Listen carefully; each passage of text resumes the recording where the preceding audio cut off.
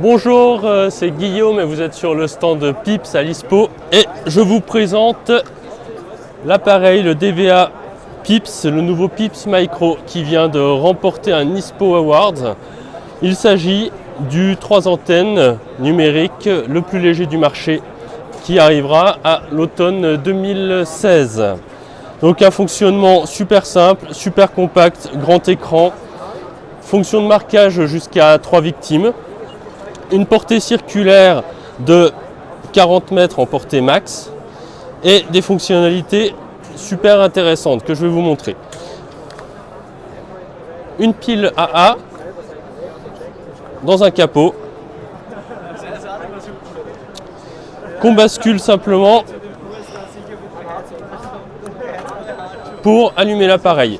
On a 3 secondes au démarrage pour appuyer sur le bouton de marquage, ce qui va nous donner un groupe check. Donc portée réduite, au départ de la course, on va vérifier l'émission des copains.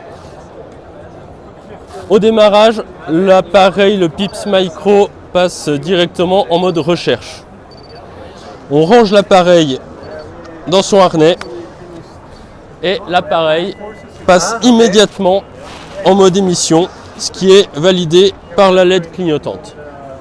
Le fonctionnement ensuite est extrêmement simple. Il suffit de retirer le DVA de son harnais. Il bascule automatiquement en mode recherche grâce au capteur de proximité qui est ici. Là, nous sommes en recherche en mode verrouillé pour éviter de repasser en mode émission en cas de fausse manip.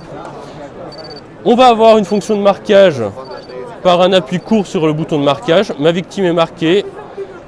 C'est indiqué par l'icône du bonhomme sous la neige. Pour déverrouiller le mode recherche, on appuie 3 secondes sur le bouton de marquage, le cadenas s'en va et le capteur de proximité est de nouveau opérationnel. Simplement, en le camouflant, on repasse en mode émission. L'émission a été, comme sur les DSP Pro et DSP Sport de chez Pips, améliorée. Ici, on voit qu'on émet sur l'antenne principale. Si l'antenne principale est perturbée par ce genre d'appareil, on bascule sur la deuxième antenne, ce qui nous permet d'avoir une émission au top quoi qu'il arrive. En relâchant le capteur de proximité, on repasse en mode recherche immédiatement. Alors, le Pips Micro, on n'est pas obligé de s'en servir avec son harnais de portage, puisque le capteur de proximité est très sensible. Dans une poche de pantalon, poche de veste, ça fonctionne très bien. Mes lunettes ici, par exemple, suffisent à dire au capteur de proximité qu'il faut repasser en mode émission.